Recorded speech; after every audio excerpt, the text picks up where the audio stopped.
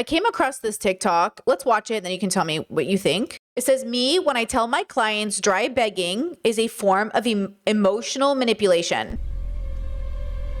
Shut up, it is not. Yes, it is. No, it's not. Yes, it is.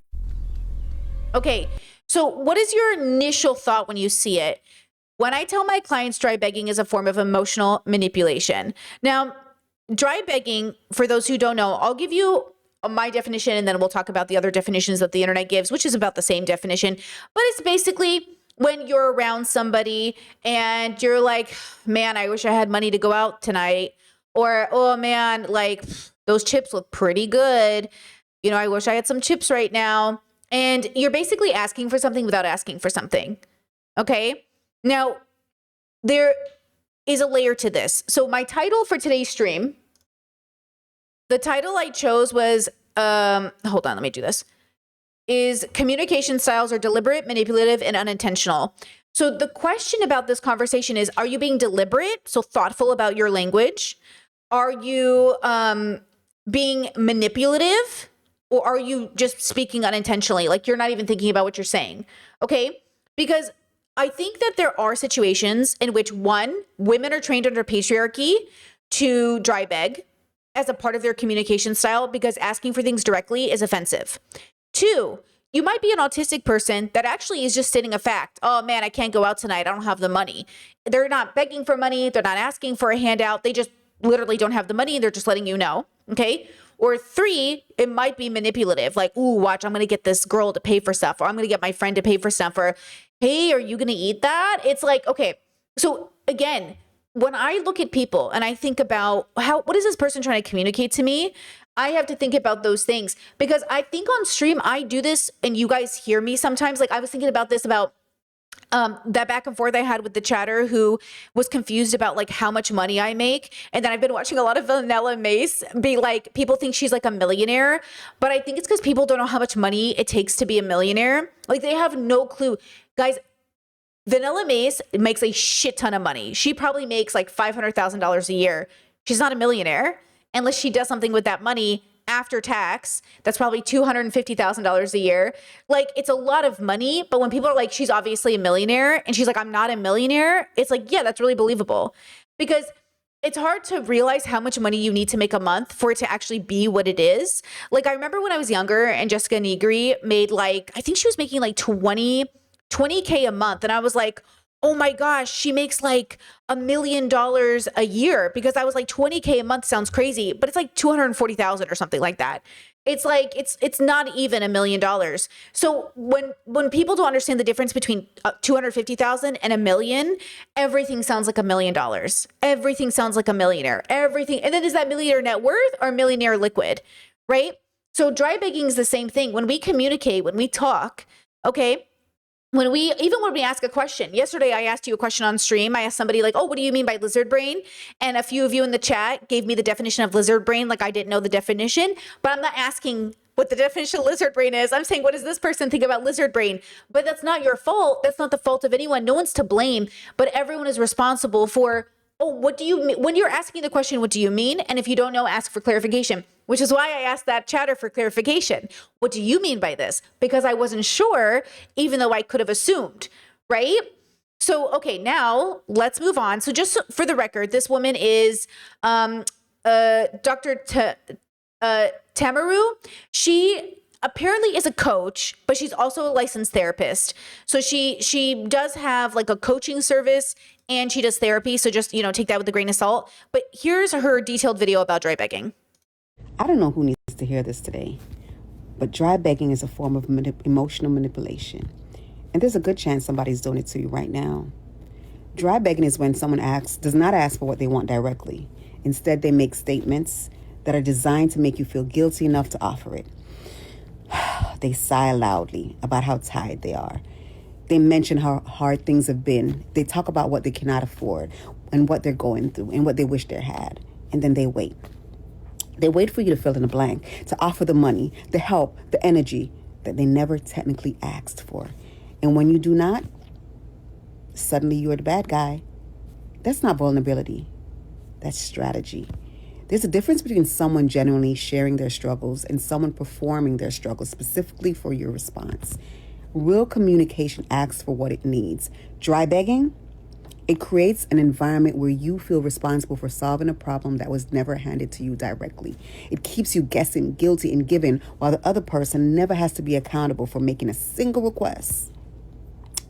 You're allowed to name this out.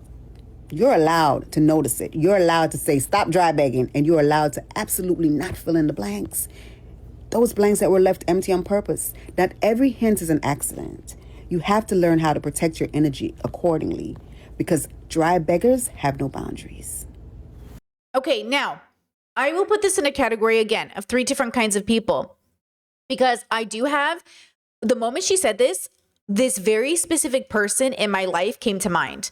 Like a very specific relative of mine is this person. They're moochy, traumatized, constantly trying to like find a reason to take. The dilemma though is that they are heavily traumatized. It is a learned behavior through trauma. So though I agree that dry begging can be a form of emotional manipulation, the question is how much was that child abandoned before they became an adult who utilized it? So this is the dilemma I do have when we have these conversations, is we have to bring it back to the children. And we have to say that we as adults have failed a lot of our children, because our children pick up these habits and then they bring it into adulthood. So someone on her page said, it starts young. I was eating some chips and my 5-year-old niece walked up and said, Auntie, I wish I had some chips. And I said, sweetie, I wish you did too. I wanted her to know that if you want something, ask for it. Try not to con me into giving it to you. She liked this comment and she said 100%. Can I ask you how the 5-year-old is supposed to know what the fuck you're talking about respectfully? How is the 5-year-old who's learned to communicate this way because of the adults in their life supposed to know that's what you're sending them as a message? Why wouldn't you explain it to the 5-year-old? Explain that to me. So we sit there and we talk about the world and we think about kids and we think about raising them well. I'll give you an example I've given 1,000 times. One time my nephew was Auntie Brittany. And I said, nephew? Auntie Brittany loves you so much and she's going to answer every single one of your questions, but Auntie Brittany needs a 10-minute break because Auntie Brittany's a little overwhelmed. Can I have 10 minutes? Go look at the clock and at 10 minutes, you come ask me your question. I'll answer every question you have. He said, okay, Auntie Brittany. I said, okay, I love you. He goes and gives me my 10-minute break. My mom goes, answer his questions. And I go, I will not allow this boy to be raised into a man who feels he is entitled to my time and effort when I am out of spoons. But if he gives me time to rest, I will answer his questions. And he came back 10 minutes later, said, Auntie Brittany, it's been 10 minutes. I say, okay, what's your question? And then we sat together and I answered every question he had for me. Because again, I explained to him, Auntie Brittany is tired. She needs 10 minutes. Give me a second and I will answer all your questions. And now, you know, this is maybe I could do it perfect or better in the future, but this is like some of the ways that I've implemented explaining to a child, going through why I'm tired, like why I'm overstimulated, not you. Me, Auntie Brittany is tired, but she really wants to answer your questions. Can you give me some space? And for my mother automatically to say, answer his question is training she also got and then this training too, this person is trained to say, oh, well, my kid is my niece or nephew is somehow going to learn by reading my mind or something. Like, how is a 5-year-old supposed to know what you mean when you say, oh, I wish you had some chips too? Like, how is that communication?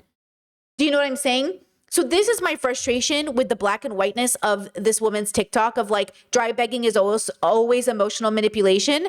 I mean, dry begging, depending on how you mean it, can be emotional manipulation. It could be a cultural way of talking, right? Like a communication style. So here's this person and a lot of people in her chat made very similar comments. So here's this person sharing their opinion. Taste for dry begging is actually a learned behavior. In the US and like other parts of the world, it irritates people when you can't ask what you want directly. But in Burundi, I'm Burundian American, and maybe in even other African countries, let me know where you're from and if this applies, asking for what you want directly is rude and considered ill-mannered. Like if a Burundian person wants to ask you for something, they will find every which way to ask you for that thing without actually having to say, I want you to give me X, Y, and Z, or I want you to help me with X, Y, and Z. And I feel like being American and Burundian has taught me the importance of cultural competence. Neither of these methods are better than the other. They work perfectly within the cultural context in which they are. Just goes to show like things aren't black and white. What's right in one culture is like directly wrong in another culture. I like this perspective because it opens up the fact that it is bubbled and everyone has a different bubble. And I agree with this narrative of learn the culture you're around and see if it's appropriate. If directness is appropriate, be direct. If it's inappropriate, don't do this. And this is why I say, look, I got a comment from somebody who said something like, neurotypicals don't like direct communication. I don't believe that's true. I think neurotypicals are traditionally trained by culture, and a lot of cultures don't believe in direct communication. But I also think autistic people don't like direct communication any more than anybody else if it's rude. And the dilemma is like, are you being rude or are you not being rude? Okay, this goes back to the voicemail guy. So, you know, are you actually being direct? Or are you pretending to be direct? Are you like pretending you don't? So again, we have to have the discernment to say, what are you communicating? I had a friend in my early 20s who she had an issue with alcohol. She had an issue with a lot of things. She was incredibly traumatized, just all around a very troubled person.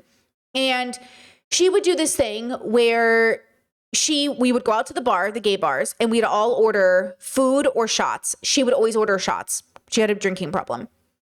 And I would order food that I knew that I could take home later because I didn't have money like that. Okay. I was like very much did not have money at all. I was like very much in credit card debt. And I would try to buy something that I could eat twice a day because you know what I mean? And so when I was done eating, she'd be like, oh, are you going to finish that? I'd be like, I need it for leftovers. But at first we were like, oh, you're hungry. Like you need food. Like you don't have money. But then we all started to notice she was spending the money on booze. And so we're like, girl, make better decisions. Go to AA, do what you have to do. But like we who don't have money are giving you our food because we thought you were in trouble.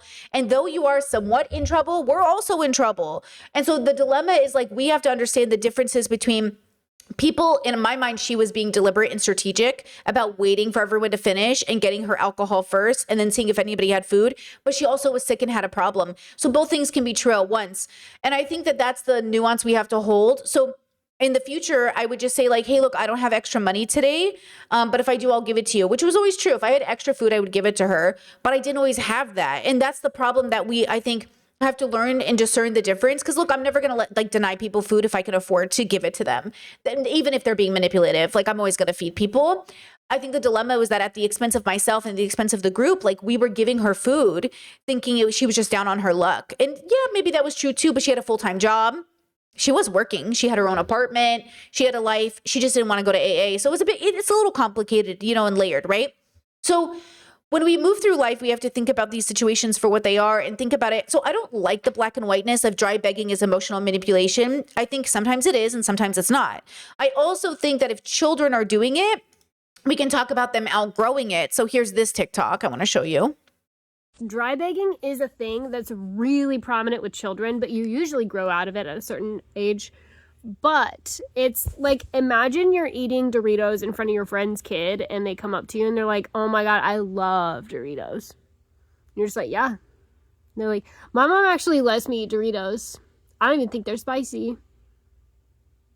Cool. I really like Doritos. That. Or like the sound, like, I wish I had a free bag of chips. That's dry begging. When you're like asking, but you're not asking. You're like, I wish you would offer me some of this thing. That's dry begging. Also, pets do this too. So like when your dog comes up to you while you're eating and just kind of stares at you and like licks their lips, or they like put their paw on your knee, that's dry begging. Okay, so. Hilarious. So something to think about even from the animal perspective, non-human animal perspective. Again, so I come from a background in a culture where kids can ask questions. I also come from a background in a culture where kids always fed first. So adults are not fed first. Children are fed first. The husbands are not fed first. Children are fed first. Children, then elders, then everybody else. Children, then elders, everybody else. Okay? There's a hierarchy. But children first, period, because they're dependent, vulnerable. So if I'm eating and I'm an adult and I am eating food and a child comes to me and looks at what I'm eating, I'm going to feed the child. They don't even have to ask me. I will ask them, Auntie Brittany's about to make a PB&J. Would you like a PB&J? I would never think to feed myself and not ask a child if they need food. I just wouldn't even think about it. And the fact that there are adults in the room getting themselves a snack and not thinking about the children is exactly why I say we have to refocus all of our attention on children. Because children need to learn, and you can say, would you like some chips? And they will learn to say, yes, I would like some chips. And then you're giving them a skill of asking questions, right? Now, when I was younger, my parents would send me to people's homes, even relatives' homes, and they'd say, don't bother anybody, don't ask for anything. If they offer to you, you can say yes, but don't bother people. So be respectful. And when I would go to my, relative's home, if the relative opened it up for me, then I was allowed to ask for food. So if my grandma was like, would you like to eat something? I'd be like, yes. And eventually I could just go up to my grandma and no, Nana, I want some food. Is there food? And I also came from a family that also had a scheduled eating time. So I also knew as a child that like there wasn't a lot of snacking. There was breakfast. There was lunch, dinner, so 3 p.m., 4 p.m. There was supper, which was kind of like an ending snack time. So Assyrians kind of eat like 2 to 3 times a day, but sort of, it's like a little bit of a light snack at the end. So you have tea, you have like yogurt or dates or pickles or something like kind of snacky, maybe some cheese bread or something. You don't necessarily eat like a huge, like that's like a 8 p.m. 8 p.m. you're having like a snack. So in my house, like food was always accessible as well. And eventually as we got older, my parents always had an open cupboard policy with their kids. So as we got older, not younger kids, no, you had to ask permission. Older kids, my mom wouldn't care if we came to her house and raided her kitchen. My parents wouldn't care if we came over and opened the fridge. Okay. But as children, they were trying to get us to be thoughtful about when we went to other people's homes. It's like, if you're hungry, you can ask an adult for food, but also don't feel entitled because, sometimes, when you go to your aunties and uncles' houses and they have the best snacks and all the cereal. And as a kid, you're like, I want all of it, but I'm not even hungry. I think that's what they were trying to not get us to do. They were trying not to get us to just eat it because we thought, oh my God. And I think it works. Like, I think I'm pretty good at advocating for myself. And I think I'm pretty good at respecting the fact that I'm not entitled to people's cupboards just because I want to eat a snack that they have and I don't have access to. Okay. Now, let's continue as a little skit example. So this is a skit example of dry begging. And again, it can be fine, or it could be manipulative, or it could be taught as a communication skill. So before I judge people, before I say, oh my God, you're so annoying for dry begging, instead I would say, who taught you to communicate that way? Or I'd say, are you trying to communicate this way? Because it could be cultural. So I'm not trying. So again, sometimes dry begging can be insensitive to the person you're putting pressure on if you're being manipulative, or it could be cultural and now you're being insensitive because you're assuming maliciousness. Now, again, you do have to eventually figure out and use wisdom of, is this person manipulating me? Okay, so here's a skit. It says, your one coworker dry begging for a ride home. Dang, it's 5 p.m. and everybody going home. I wonder how I'm gonna get home. Guess I'll just walk home. Again. If only somebody with a reliable car was leaving around the same time as me. What time you leaving again? I will wait for the bus, but it's chilly outside. And I heard there was a snowstorm 5 states away. I hope it don't affect the people standing outside. Dang, everybody got cars but me. It took me 6 hours to get home yesterday by walking. But with a car, it's a 7-minute drive. Don't you live in Lauderhill? I live near that, actually. You say you live in Fort Lauderdale? I'm actually on the way. I'm in Miami. Dang, Lyft is expensive. It's peak hours. Yep, my car in the shop again. Man, every day my car show a new emoji. I could sit on the roof of your car if you ain't got no more room inside. Dang, Uber's even worse. Oh, you said you gotta go to the gym after work? I could work out with you. Man, I love that song. I could show you more of my playlist if you, give me the aux. Dang. Okay, so I like the skit because the examples that she's specifically using, and this is important, doesn't make any sense asking me for help. Oh, you live in Fort Lauderdale? I live in Miami. Oh, you live here? I live here. I'm like on the way though. It's now you're instead of, and this is the part, hear me out when I say this, guys. Don't freak out, but hear me when I say this. This is where I start to say, pull yourself up by your fucking bootstraps and get your own fucking car and your own fucking apartment, because I swear to God. But I don't mean it in the way that a Republican means it. At some point, get your life together because you're making it inconvenient for everybody else who put the effort in. It's different than, and this is why I say this is manipulation. The manipulation is I'm not going to make the effort because you already made it and I'm going to ride your coattail. And I'm like, no, you know? And so I do think this is important. So is the person being manipulative? Is the person just being cultural? That's how they were taught. That's normal. Or are they being unintentional? Like autistic person saying okay, so my example earlier, did I finish my thought earlier? Oh my God, ADHD. Did I finish my thought earlier about like when people ask me about how much money I make and they're like, oh, I thought you made more money, but you're always talking about how you don't have money. I mean it autistically. Like I have money. I just don't have money for what you want to do or extra. I don't have money to make TikTok think I'm rich. I don't have the money. I'm not going to pretend like I make money enough to just go spend $1,000 on something. No, I don't have that money, but also I make good money. Like these two things are true. So autistically, I'm just trying to explain to people like, oh, hey, I'd love to go out with you, but like it's not in the budget. But I'm not begging you to take me out. You know what I mean? Like I'm good. I don't have to go out with you. You know what I mean? Like let's plan it or something if we have to. But I'm not trying to be manipulative and I'm not trying to dry beg. I'm just telling you a fact. It's a fact. Okay? So when we have this conversation, the question is, who am I dealing with as their character, their sense of So this is the part where the judgment comes in and it's hard, right? Because you have to have the discernment of someone's character. Now, in a jokey way, my little brothers would do this thing where it was neither dry begging really, but it was kind of like a joke, but I was in on it. And I think that's the difference is I don't know if dry begging, you're in on it unless it's cultural, but my brother would come into my room and be like, you know, mom bought all those sausages and they're like in the fridge. And I'm like, and he's like, if only someone knew how to cook them, you know. And then I'll look at him and he'll be like, and I'm like, and he's like, or my little brother, I have a lot of little brothers, but my other little brother would like buy a bunch of groceries and be like, just got a grocery haul. Enough to make breakfast, dinner, lunch. If only somehow it got cooked. If only somehow we had food to eat because I bought it. And he like, you know, then you're in on it. Then you're like, okay, I'll get up and cook dinner. Like, okay, let's go barbecue, you know? So that's like, that to me is like kind of cute and funny and connecting, and that feels like we're in a joke, like we're having a joke that I'm in on. But if you have somebody who like, there's not a joke like that, and they're saying that kind of stuff, you're like, then that's different. So again, what I love, my special interest, especially autistically, is to categorize people accordingly. Which one am I dealing with? Am I dealing with my brother who's being funny and like, yeah, okay, I want to eat, like, sure, let's go make food. Am I dealing with a coworker that's taking advantage because they're like, which coworker am I going to target today?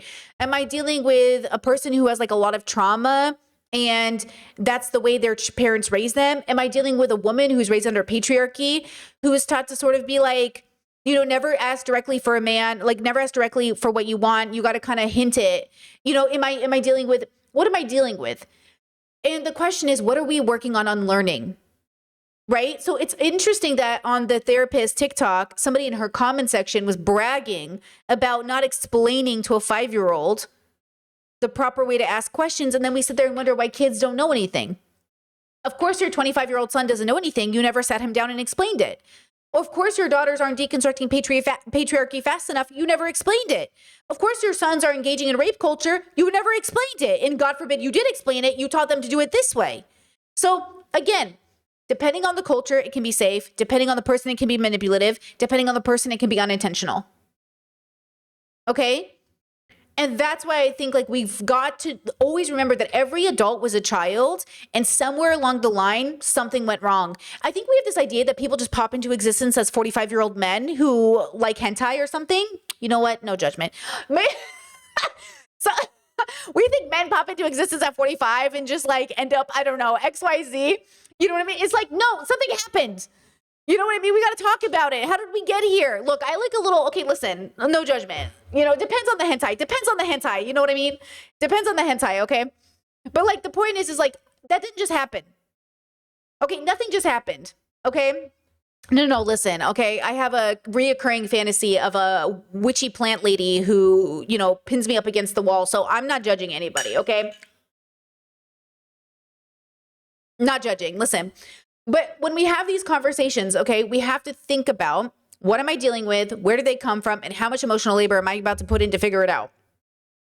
Because that's the other part of it.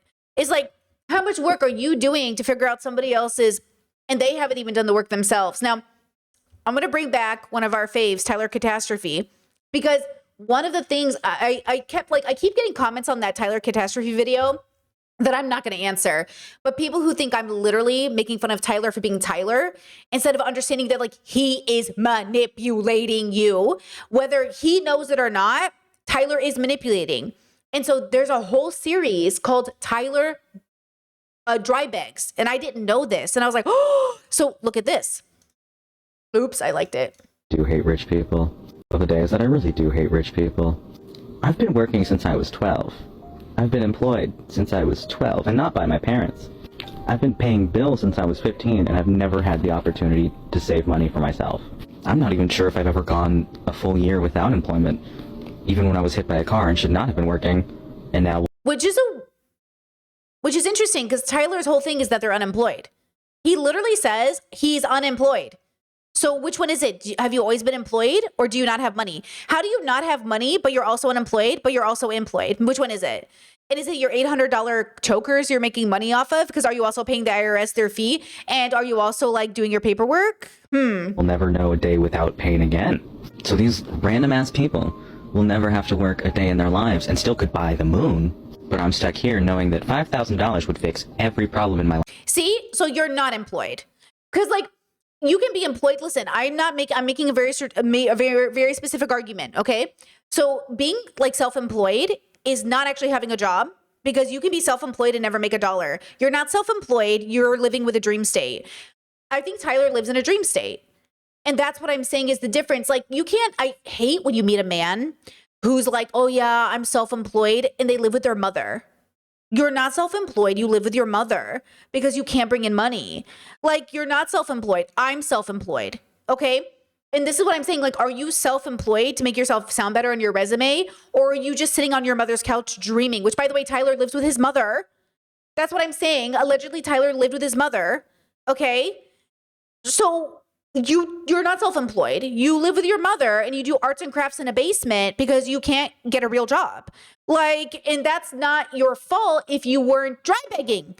And that's why I say manipulation. If you weren't dry begging and pissing off everybody and being completely rude on the internet and stalking people and taking sides with an abuser, then none of this would have mattered. Oh yeah, and then pretending to be two-spirit.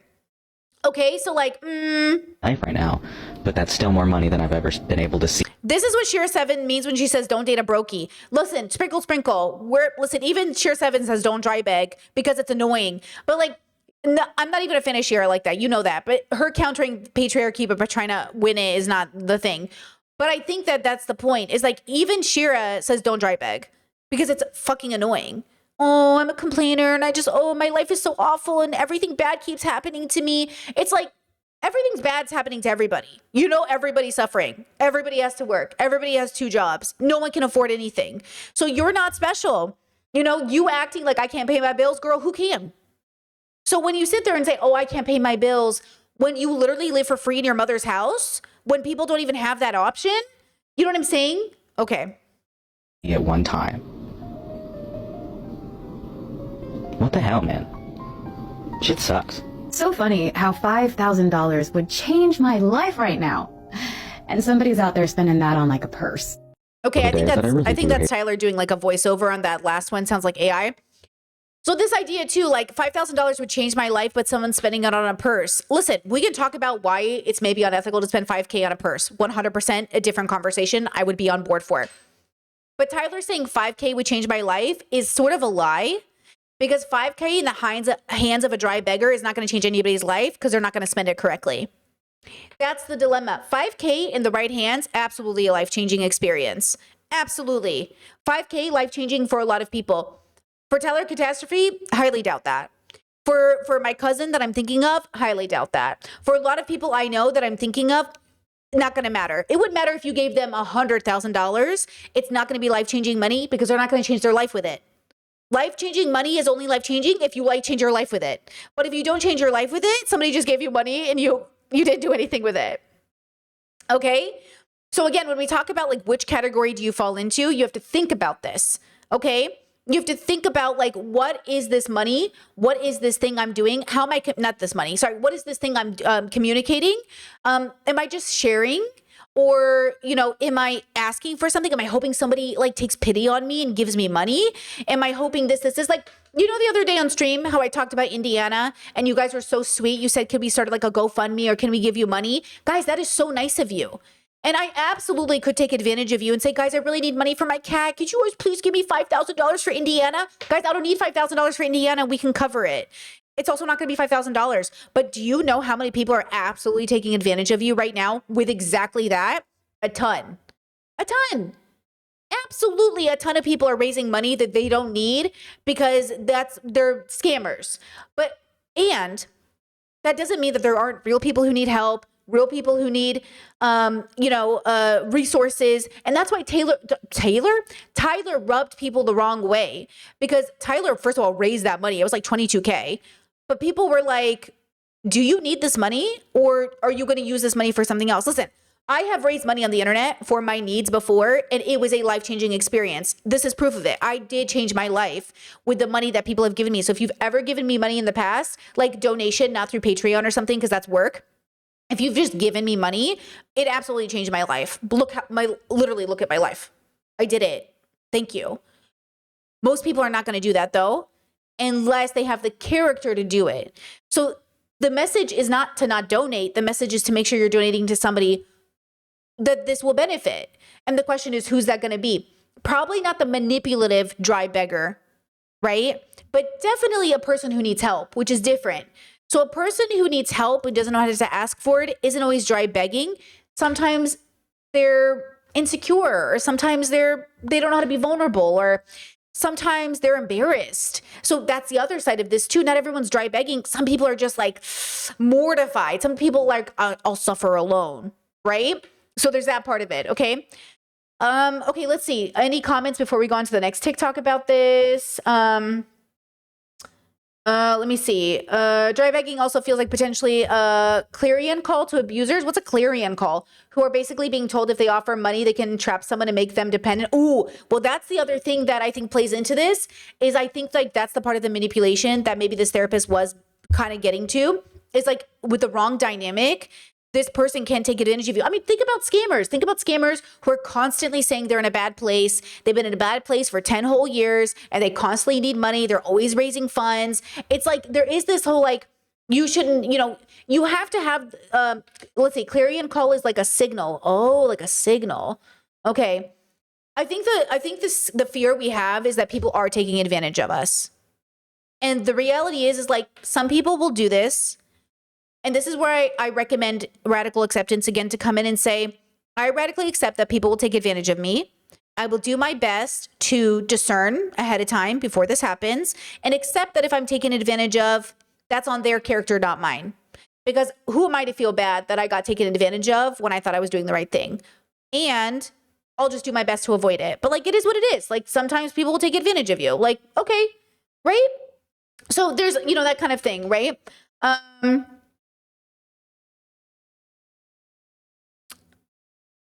Okay, let's go ahead and go to this TikTok. This says, hanging out with your dry begging friend. Hey, do you want to go to the movies on Friday? Oh yeah, that sounds so fun. I don't really have the money for a ticket right now though. Okay, so she says, hey, you want to go to the movie this Saturday? Oh, I would. That sounds so fun. I don't have the money for it. Versus, yes, oh my gosh, I would love to go to a movie with you. Can we go next week though? Because I get paid next week and I'd rather wait for my next paycheck. That is negotiation. Like that is a negotiation. And they go, oh my gosh, yeah, let's wait till next week. Or how about I pay for you this week and you can just get me back next week? Okay, cool. And then make sure you pay your friends back. But them just saying like, oh, I just don't have the money for it. Instead of saying like, oh my gosh, I'd love to, but girl, it's not in the budget. Can we wait till it's streaming and then we can watch it on Netflix? Or, hey, would you be willing to wait? Like the movie Obsession came into theaters and my friend saw it and she was like, hey, have you seen this movie? And I was like, I don't want to go to the movie theater and spend my money on it, to be honest. Like it's not in the budget. I don't want to spend my fun money on it. I have other plans for my fun money this month. But when it comes on streaming, maybe I'll watch it and we can watch it as a group and then it will be like a little different, And then that was like planning finances. That was me deliberately saying, I dated a person once, non-binary person, they, them. And it was my birthday. Some of you have heard this story, and they made like well over 6 figures a year. Like they made money in tech. And we were dating and it was my birthday. And I said, hey, I'm having an event. It's $35 a person. It's at a spa. Would you like to come? I'd love to have you there. And they were like, honestly, Brittany, I want to celebrate your birthday with you, but I just don't want to spend money on that. And I said, oh. And at first I was like, but you have money. And they're like, yeah, I do have money. I have a lot of money, but I can't justify $35 on something I really don't want to do for that price. And I said, oh. And it took me a long time to process like what they were saying. And then once I got it, I was like, oh, you are choosing how to spend your money versus feeling the pressure of doing a friend event with somebody because everybody else is. That is an option. Oh, that's an option? And it really just puts you in that position, especially with wedding season coming around the corner. Some of my friends are spending up to $6,000 a year going to their friends' weddings. Oh, with peace and love, I can't afford that. With peace and love, I can't, in this economy, even having a wedding where people have to pay to be in it is crazy. With peace and love, this is the 1992, guys. We can't get married like that anymore. Okay? And so dating this person radically changed the way that I saw how I spend money and radically changed the way that I learned how to like consent about not having money. And by the way, my friends that are spending that money have to work extra hard to get it. They have to tell their friends like, yeah, I can pick up another shift at work to go to your wedding. And nobody even blinks an eye. Everyone goes, oh, great. If I have to pick up an extra shift to go to your wedding, we're not having a wedding. None of my friends should have to pick up an extra shift to go to my wedding. We got to change the culture. Do you know what I mean? And this is why I say when it comes to community, it's really ironic how people can be very upset that you can't afford to go to their wedding, but can't process that the economy is in such a bad spot right now. And so again, like, I know some people called me stupid for doing this, but when my partner and I got married and his friends came out of town to be with us, some of them came out of town, some of them lived in town, we paid for their dinners and stuff as a thank you for traveling in for our wedding. And some people are like, oh, you're so stupid, bro. That's when you get people to pay for your wedding. And I was like, first of all, it was a thank you to the guests for coming. It wasn't like a lot of people could come. And it just made sense to us to say like, thank you so much for coming. But it's interesting that like, that was like that for people, they think their wedding is the time to make money. Like for a lot of people, they think weddings are the time to get free shit. And for me, weddings are a time to celebrate with my loved ones. And I'm asking them to go out of their way to be there. I'm asking them to take time off work. I'm asking them to travel. To the best of my ability, I will make this convenient. The reason I didn't ask my sister or my bestie or anyone to come to my wedding is because I knew they couldn't get off work. And I knew I didn't give them enough time to schedule it. And I didn't hold it against anybody. It wasn't like I was like, oh my God, I can't believe you didn't come to my wedding. Like they would have had to get a plane ticket, take time off work they couldn't get. And then it would cost like $3,000 just to come. Why would I do that? You know what I'm saying? Like, so again, when we have these conversations, I think there's just something I'm not like people aren't thinking through the situation. It feels like they're not thinking through what people are really going through. And that's why people suffer in silence. And that's why people don't tell you they don't have the money. Because if they tell you that, you're like, I don't believe you. Because didn't you just go on vacation? Yeah, they had the money to go on vacation. They didn't have the money to plan for your wedding next week. You know what I mean? So like people don't think about that. Even with me, I don't have the money to do those things. But you know, I do have money for it. Girl, I have a hair appointment next month. Oh, I have another hair appointment next month. I have money for that because you know why? Because it's in the budget. Now, if somebody said, do you have money for XYZ? Nope. But I do have money to go get my hair done. Thank you. We're going to do a little tester strand to see if she can dye the tips of my hair. Fingers crossed. I'm really excited. She's a pro. She doesn't know if it's going to work because of the henna. But girl, we're going to try. We're going to check because I use natural henna. So we're going to do a little tester. And so, you know, do I have money in the budget for that? Yes, I do. Do I have money in the budget for my arts and crafts? Yes, I do. Do I have money in my budget for something? No. My favorite TikToks are when you see women who specifically are like, hey, do you have money to go out? And she's like, no. And there's like $100,000 in her account. And they're like, but you do have money. No, I don't have money. that money is for something else. Again, game-changing experience is not actually spending money just because you quote have it, because if it's meant for something else, it's not meant for that. I can save for that later though, if we want to do it. Okay. So that's why dry begging is really fucking annoying, especially if you've been waiting, like if you've been patient and saving all your money and then you got a friend who's like, you know what I mean? Okay, here's the skit. We're going to finish it. So cute in here. I know, everything is so cute. I have always wanted one of these. Ugh, it's a little expensive, and I don't get paid till next week.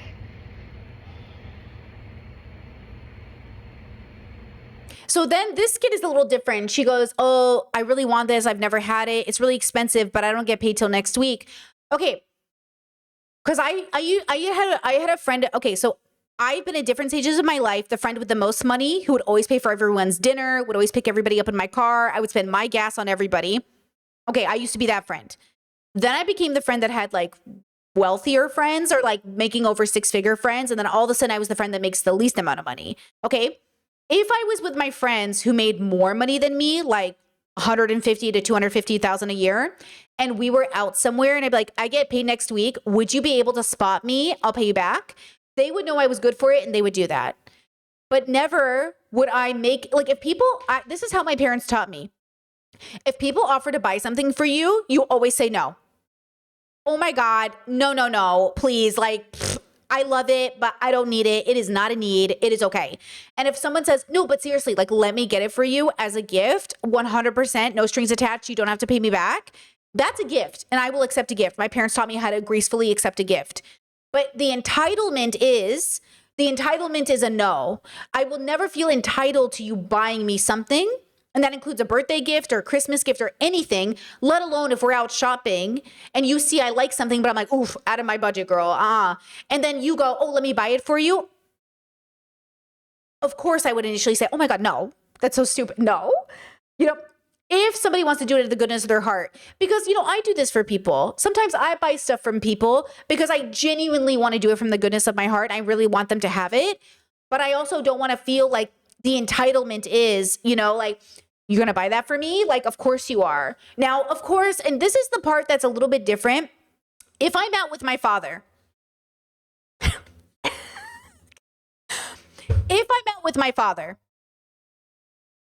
and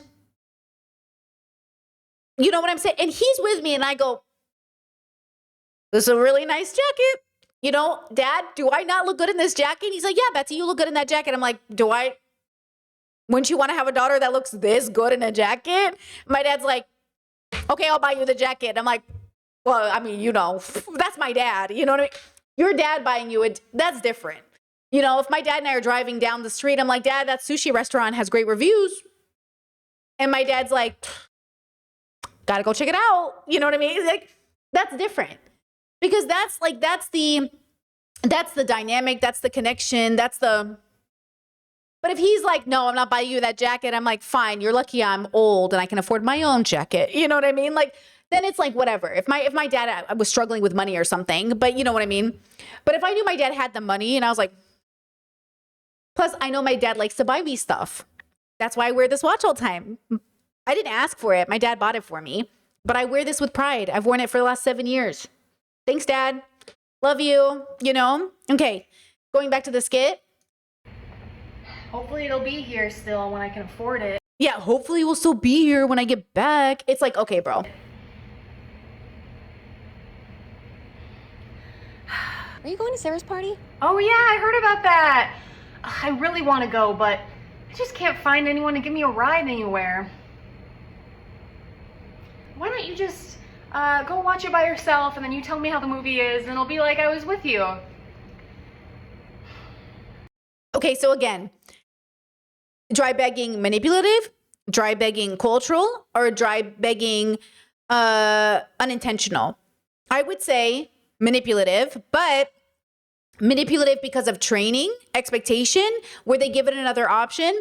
And do you give your friends another option to be communicative? So it's a two-way street, guys. Communication is a two-way street. Are you also opening it up for your friend to ask? Or are you the kind of friend that like almost revels in the fact that your friend can't do anything? Do you like, are you the kind of friend that kind of likes that your friends aren't as well off as you? Do you like to buy things in front of your friends just to kind of show off how much money you have? I want to connect this to a skit that was put on by a bunch of boys. Okay. There is a type of dynamic in friendship that I think is very toxic, that tends to exist in certain spaces. I had a group dynamic like this in my early 20s.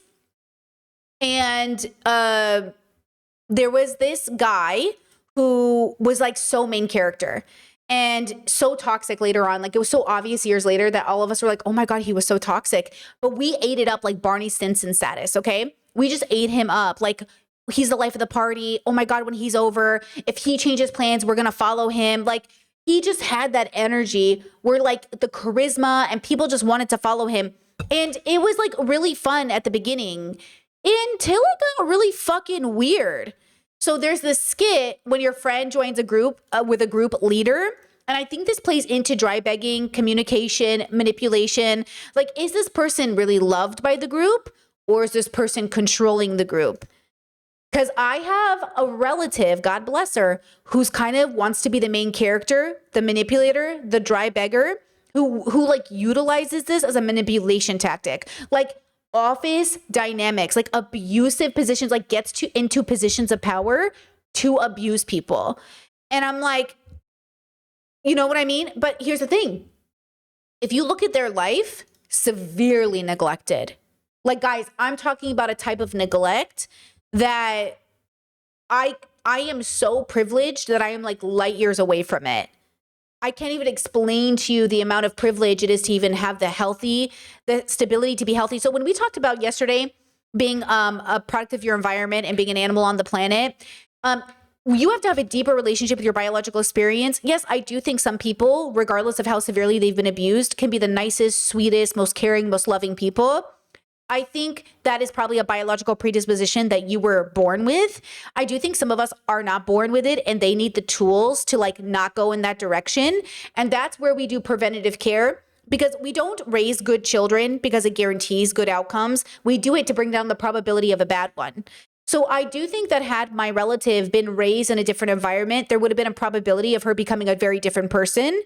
But I don't think she had the natural biological predisposition to not be this person. And this is that problem of, again, it's not bioessentialism like, oh my God, your future is determined. And yet I do think we are sort of a combination of all of these things. Like you only know what you know. And if you've not gone to therapy and done the work and deconstructed, that's why I say NPD and all these diagnoses that everyone's afraid of. These are just like damaged people. Like these are just people who need help. These are people who need help. But, and also, I mean, that's why I say like, what chance do you even have as a child if at such an early age, so many horrible things happen to you? And that's why I say the kids don't even stand a chance. You know what I'm saying? Right? Chet says, but you're still responsible for the harm you commit, even if you've learned it because of neglect. No, you are still responsible, but there needs to be a side. This is not for everybody. This is just my position as where I am in my life. Yes, you need to be accountable. And I think like, what a devastating position to be in that. Like what a privilege to not be that fucked up. You know what I'm saying? Like what a privilege for us to even have the ability to say, am I a bad person? Like that's the other part of even taking accountability that people don't remember. But this is why we still have to hold people accountable without torturing them, without bullying them, without dragging them. Like we have to hold people accountable in the best way possible, but also have compassion. Yes, we can use language that might be a little jarring or maybe, you know, but this is why I say be very careful, because at some point, like I don't really believe in free will like that. You know what I mean? Like I don't believe my relative has the free will to make any other decision. And so until they introspect, so if they introspected and deconstructed and did the work, I think they would have more options 100% like the rest of us. But in order to even be that person, so much would have to happen. You know what I'm saying? Chat said, are you saying that the act of self-reflection itself is a privilege? 100%. Yeah, I am saying that. I'm saying introspection is an act of a privilege. To think is a privilege. To ponder is a privilege. To consider other people is a privilege. And I hope everyone has that privilege one day. Because guys, privilege doesn't mean spoiled. It doesn't mean good. It doesn't mean snobby. Privilege is opportunity. Privilege is a form of choice. Privilege doesn't mean it just means options. Like you have the privilege to make a choice, a privilege to make the option. You have a tool that somebody else doesn't have, right? And so that's what you're thinking of. But again, my relative is 1000% responsible for all the harm they've caused. And what we want to do with future children is the best we can to avoid people turning out that way by giving them tools as soon as possible, as fast as possible. Absolutely. Right? Okay, check out this skit. It says, when you join a friend group with a group leader. Bro, I just added you to the group chat. Okay, sweet. Oh, dude, and you gotta meet Amos. He's the best. Yeah, dude, can't wait.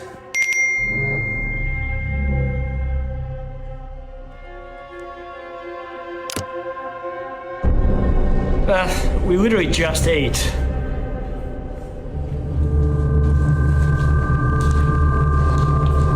What's going on? Hey, guys, what are we doing? Sure. Hey, where are we going? Come on, let's go! No, dude, what'd you do to them? Ah, you're new. Hey, boys, I think we gotta catch him up. Why are you guys acting so weird? Hey, no. Hey, stop me! No! Guys, let's get some ice cream. Okay, there's like this like horror movie element to it that I think plays into social dynamics that does. It is a reminder for all of us to just think about, like, am I in this situation? And when we make art, we are commenting on something we've seen and observed. That's why I say, like, there is no such thing as original art, because the art is inspired by real life, and real life is a cycle of repetitiveness. So chat says, go watch it by yourself and tell me how it was is not dry begging. It is dry begging in this context because she said, oh, I can't afford to go do it. I guess you can go watch it on your own and tell me how it was, I guess. It is dry begging. She's manipulating the situation. She's not saying, oh my gosh, go see it and tell me how it was. I can't wait to hear your opinion. She's saying, I guess if you want to go alone and without me, I guess you could just tell me how it was. You know what I mean? That's different. So that's why it's dry begging, because the context as a whole, this is the whole point of this segment. I want us to understand that it is what it is based off the context. Everything is tonality, context, communication. Everything is 100% based off of like the nuance of the slight change in the way that you're speaking and the way that you're presenting yourself. We're going to talk about this at the end. I have an art series that I want to watch with you about the sexualization of women just existing in their bodies, like eating a banana. Is it inherently sexual? Is it sexual? Is it ever sexual? And this is, again, it depends on the context. And the context has to be observed by somebody who's smart and wise enough to discern the differences. Because all of us, no matter who we are, we've all failed to discern the context. I do it, you do it. You're not a bad person if you do it.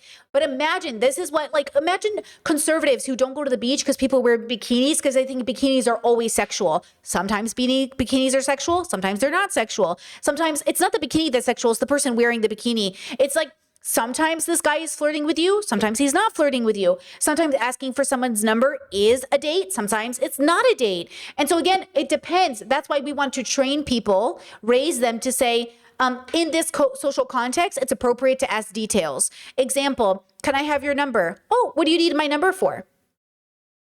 I could assume that you want my number for a date, but just to make sure, what do you need my number for? Oh, I'd really like to take you on a date. Okay, well, I understand that in some social context, just asking for someone's number tells me that that's what that was. But, I wasn't sure because that's why I asked. No, thank you. I would not like to give you my number because I would not like to go on a date. And then that guy can decide to walk away, stab her, or stalk her. Because of the way he's been trained in patriarchy, the entitlement is to either do one of those things. I've had men grab my hand, follow me on sidewalks, beg me, rub my shoulders, touch my hair. Oh, come on. Like, don't you want to, like, oh, I'd really like it. Like, wait a second. So again, or I've had men say, oh, okay, cool. And then walk away. So again, how we communicate is dependent on the social circumstance. And then whether or not you are making someone feel safe enough to reject you is very fucking important.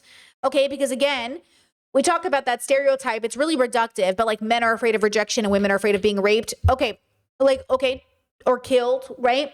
So we have to think about this. We have to think about the relationship we're having to these things. Like, is the nude body inherently sexual? Fuck no.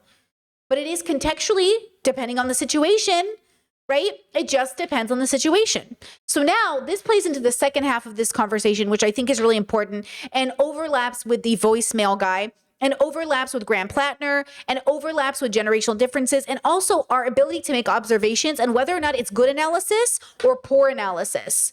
Okay? And this is very important. Is this good analysis or poor analysis? And then taking into consideration culture, neurodivergency, and being neurotypical, right? Okay, so first TikTok, stay with me here. On this platform, I think it's finally time that I talk on this platform about what I've begun to call Gen Z delusion. I want to be clear, not only Gen Z can catch Gen Z delusion, but it's just, from my observation, more prevalent in Gen Z, and there are reasons. I'll get to those. Shaheem said it best a couple days ago. He said, some of y'all are so woke that you're dumb. And that's a very similar underpinning to Gen Z delusion, which I've been thinking about for a couple years. At its base, Gen Z delusion is the understanding that I don't know if you guys saw that original TikTok. I did forget to bring it up for context. It's not that important. But one of the guys on TikTok, who's pretty prevalent, made a video just saying, like, sometimes you're so woke, like you're wrong. But I really think the point of his TikTok, and maybe I'm reading into it too generously because I typically like his work, is not that Gen Z is too woke, but that they're not, you don't know what you're talking about. And I think there needs to be a level of humility that, like, we don't know what we're talking about. And I'm not saying we all need to go to university and get degrees, but I am saying that a lot of us think we know what we're talking about and we don't. And that's the problem. Can you correct yourself when you've done an oopsie, when you've thought something was true and it wasn't? And I think we keep forgetting that a lot of TikTokers that are popular, a lot of streamers, like, the reason my job was always scrutinized by people in my community was like, did you go to school for this? Why are you doing this? Why would anybody watch a YouTuber? Who are you? But the dilemma is, like, we have learned that community efforts are built not off just people with degrees or people in positions of power, but sometimes people in your community know more than the people in positions of power. But it's a balance. Not everybody with a degree knows what they're talking about. Not everybody without a degree doesn't know what they're talking about. And so we have to discern, as people who watch things, okay, does this person know what they're talking about because they're personally researched? Or does this person come off like they know what they're talking about because they can make a good TikTok? Thing is problematic with no apparatus for moving forward. So it's all theory and no praxis, right? Like, the condition is to just sit in the problemness and exist there. I see it's come up all over the place. I really think it's relevant everywhere, but I'll give a few examples. I think this idea first struck me when I saw conversations on this app about customer service and customer service jobs and what it means to perform in a customer service job. This, like, idea of reclamation, I don't owe my job my personality, so I'm not going to, like, excitedly greet guests because it's not genuine.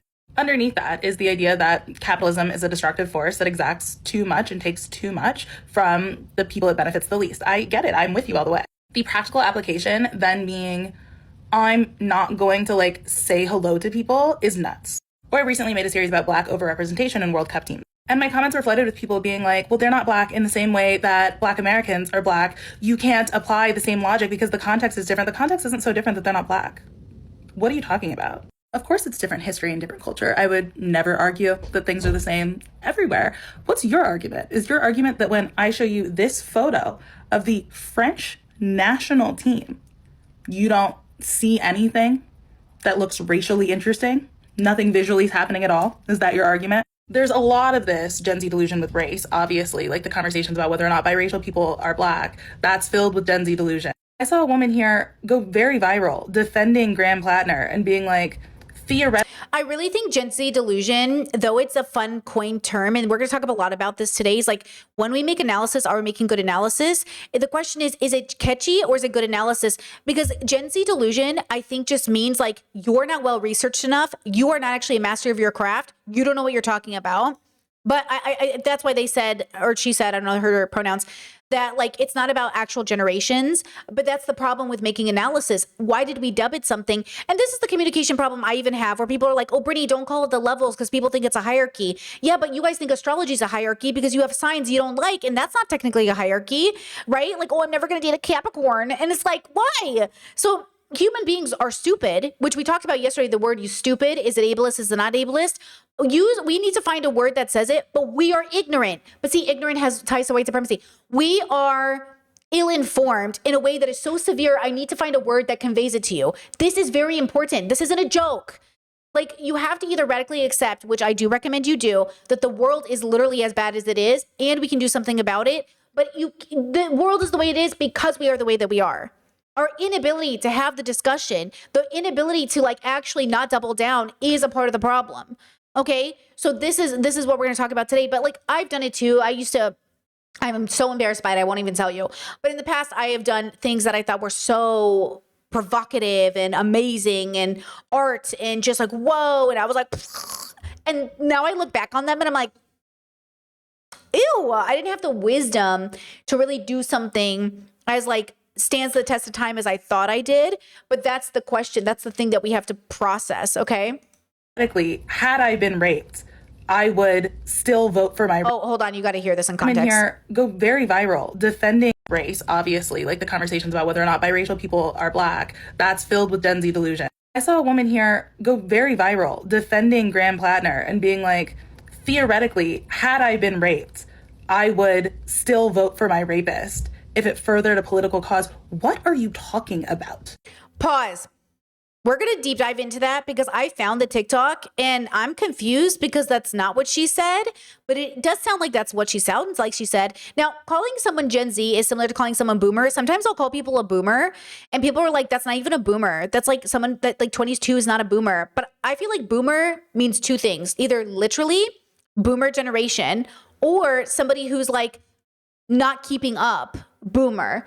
So it's interesting to me that boomers also get very upset at boomer, but it's not supposed to be contextually literally the generation boomer. So again, I am a bubble hopper. So whatever bubble talks the way they talk, I tend to talk like the bubble. That comes at advantages and disadvantages because God knows if you see me doing a collaboration with someone and I'm speaking in their language, you're going to be like, oh my God, Brittany talks like that. But like, I don't really talk like that.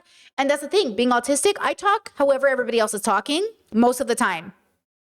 Whatever the group is, their languages, I usually adapt to their language because if I talk the way that I want to talk, which I do on stream, most of the people don't even understand what I'm saying. That's what I'm saying. As an autistic girly who's like, people, like if you get it, you get it. But if most people aren't going to get it, I try to adapt to the group. The same way you would change like if you're speaking a different language, you change languages so people understand you better. But at the same time, when people say like, oh, just be yourself. Yeah. But we're not reading the same books. We're not watching the same documentaries. You don't even know what I'm talking about. You know what I'm saying? You doubt me. You doubt what I know because you don't have my lived experience. So then I have to like translate it to you. Anyways, keep that one thought in mind. We're going to deep dive into what that claim is right here. Yeah, not everyone who suffers from Gen Z delusion is Gen Z. I've just seen it be far more prevalent in Gen Z, and I actually think that there's good reason why. When I was in like high school, institutional racism, really institutional prejudice, was still not widely talked about. It was a little bit more of a fringe concept. It like definitely wasn't nearly as mainstream as it is now. And so like kids weren't growing up when I was a kid with this idea that like everything prejudice is baked into every single one of our systems and institutions. Like I genuinely didn't know that until I went to college. Imagine knowing that your whole life. Yeah, probably. It's like a huge privilege to know about systems of oppression. It's a huge privilege to know. That's why I say like it's not a braggable thing because it's a form of like. Do you guys think it's cool when people brag about their privilege? Because it is sort of a brag to sit there and be like, oh my God, I knew about racism when I was 5.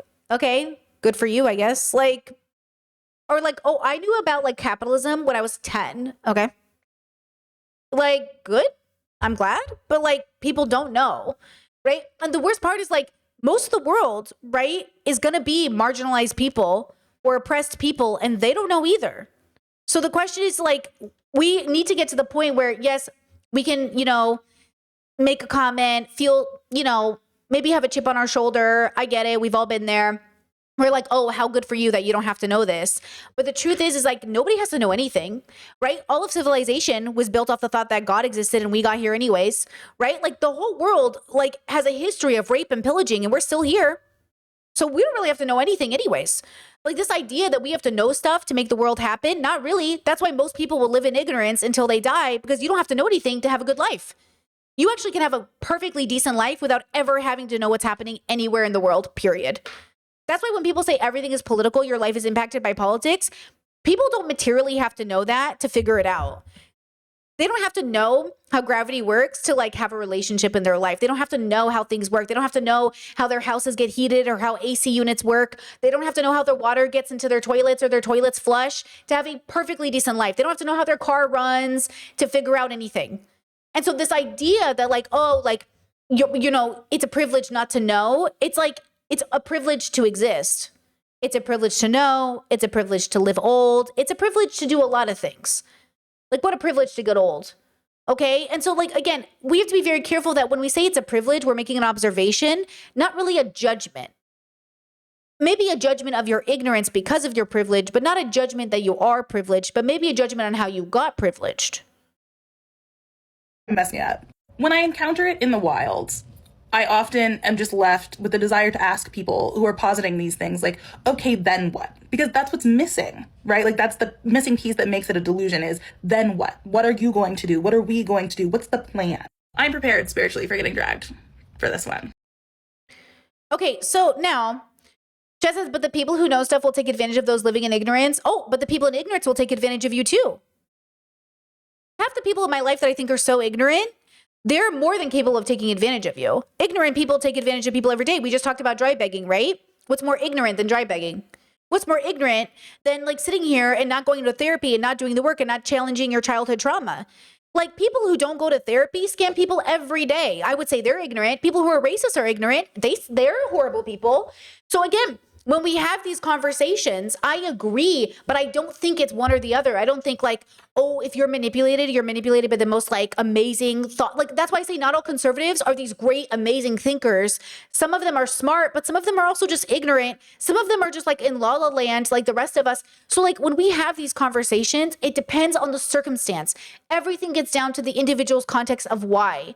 Okay, and then we deconstruct, pull it together, and understand the details. How did you come to that conclusion? Why'd you come up with that answer? Why do you think this? How can we look at religious people and say, you're so ignorant, you believe in a God, you're pro-life, anti-gay marriage, you're so stupid, and then turn around and say, oh, these people will take advantage of ignorance does not mean you're innocent, nor does it mean that you can't be helped. It's both, it's other. All people fit into all categories. All of us, I can be ignorant, you can be ignorant. You know, that's why I'm saying like we can all be all things. It depends on what we're looking at. Now, I know that sounds overwhelming, right? Because like, well, Brittany, how do we know? You know what I mean? Like, how do we know the difference? It takes a lot of time and effort. That's why I say thinking is a privilege too, because you need a lot of time to think and ponder. You need the time to process. You need the time to meditate. You need the time to discern. It's a hard work. But that's why older people depicted in films who are the wise people are calm, slow, patient. They go and sit and meditate for hours on end and people go, wow, they're really coming up with a great answer right now. Because the depiction of wisdom is time. The depiction of wisdom is patience. And when we live in a world where we don't have that, but then we have a chip on our shoulder that like we're so wise and we're so amazing, but then we don't have a moment to breathe because we have to work 3 jobs to pay our bills, which one is it? Maybe it's both things, maybe it's not. But if you don't have the time to ponder or think, and you're in that cycle of surviving, the question is how wise can we be in a cycle of surviving? Here we are telling ourselves that capitalism, which is true, is making it so we don't have time to think because they're making us work so much, but then we know more and better than everyone. It's a combination of all things. Some people who have all the time in the world never use it to ponder. Some of the people who have no responsibilities, all the money in the world, all of the vacation time, never use it to ponder. They drown themselves in overconsumption. They drink until they fall asleep. They party so they don't have to ever introspect. So again, it's not like if you're rich, you're wise, and if you're poor, you're not. It's not. That's not ever what life is. Life is never that black and white. And that's the point, right? Okay, let me answer questions, then we'll go on to the chat. Chet says, I get what she means by delusion and that people overvalue consumption as a way to transform society. Let's see, Chet says, you have to take accountability for your ignorance, but it is possible if you do the work to unpack it. Lots of reading and meditation. Let's see, Chet says, I need to look into meditating. Can you just sit and think about something and it be meditating? I guess I thought of it as a spiritual practice. I mean, what's more spiritual than thinking, really? But not thinking to own, not thinking to win, just pondering, allowing yourself to be deep breaths, start from the tip of your head all the way to the tip of your toes. Live in the most present moment. Think about what you feel like. Think about and then let the thoughts flow into you. Let your thoughts just naturally go by and witness them and go, interesting. Because you are more than your thoughts. You are more than your actions. You are more than your beliefs. There's something even more, right? Okay, let me see. Let's see. Okay. I'm just waiting to see. Okay. Let's see. Chess says, I understand about harsh racism in society through experience in reading books at a young age, but as an older millennial, capitalism was never really critiqued, knew nothing about socialism. Great example. Okay, now, so this woman made a comment about this other trauma victim of rape saying that they would vote for Graham Plattner. And so this is the video that is now on the internet through somebody else's TikTok. This is the one everyone's utilizing. So I just want you to watch it. And then I want you to watch the fact that they made an updated video explaining why they made the original video. Okay. So this is an example of communication and why we're all deciding. So this person made the claim that this person said, even if they were raped, they would vote for Graham Plattner if they believed in their platform. That was the claim, right? Okay. Huge trigger warning for rape apology. And I mean, massive trigger warning. Before I wade into the Graham Plattner discourse, I need you to know that I'm a victim of... Sim then describes the crime, but I'm going to jump to their point. And I understand that it was a lesser trauma than genocide. And that is a perspective that seems to be widely lacking, even among normally pro-Palestine people, in talking about this Graham Plattner debacle. Sim, did you wake up this morning and ask yourself, how can I make this woman's rape about Palestine? Among all of these calls for Graham Plattner to resign for R-ing one white American woman. No, you don't understand. Her race and where she was born is very important because it makes this take more justifiable for a bunch of people who think self-flagellation for being white or born in America is some form of activism, especially if you make other people suffer the flagellation. If R is a red line for you, then every congressperson who has ever supported Israel is over your red line. Way, way, way over. Even when I think about my own Rist, if he was running for mayor and the other candidate was pro-Israel and he was saying that he would divest the city of Houston from all Israeli investments and he would end the deadly exchange between our police and the IDF, and he called a genocide, not only would I vote for him, I would campaign for him. I'm sorry, it feels a lot like you're critiquing a rape victim for not going to campaign for her rapist to be put in a high position of power. People bought this person's book. Some of you gave this person a New York Times bestseller. Are you nuts? I thought slandering Dara in order to legitimize a neo-Nazi conspiracy that you believe was going to be the worst thing I ever saw out of you, but I don't know. You might have beat it. Social media encourages and incentivizes the worst in people. The more controversial, the more extreme your payout is going to be. Okay, so that's really bad. And I wish I could see the original video without the edits so I could understand it better. Here's their explanation of the video. And again, I don't know this person. I'm not going to follow this person. I'm not interested in supporting this person. And yet I had to ask myself, could they have communicated their idea poorly? Or did we all understand exactly what they meant? I don't know. So here we go. Here's their explanation. About Graham Plattner, because I was getting a lot of really hateful comments.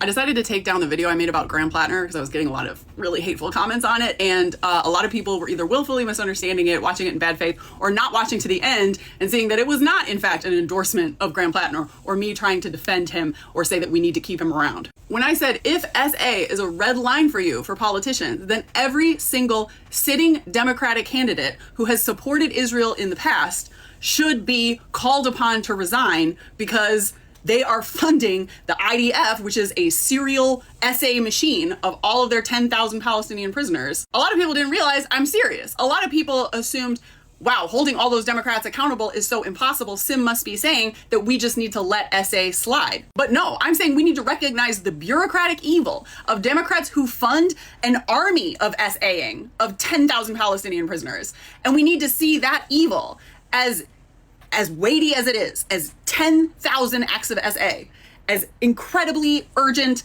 evil that needs to be rooted out of our politics, just at least as much as this man who's committed one or more acts of SA on an interpersonal level. To not think that both of those are at least equally evil sins for politicians to commit is to dehumanize Arab people. And this is why I brought up the fact that Graham Plattner's victim was a white U.S. citizen woman. Because when it's brown Palestinian men who are the victims of SA at the hands of the IDF, y'all are cool with politicians who send billions of dollars for Israel to keep doing that? Included a hypothetical scenario in that video, which I understand was confusing in retrospect and upsetting to some people, where I was saying, had the man who once SA'd me, and I didn't say this, but assuming that he'd had some, total change of heart and personality and had worked on himself and blah, blah, blah, and had become the kind of politician. Sim is they, them, and they're Jewish, which is interesting.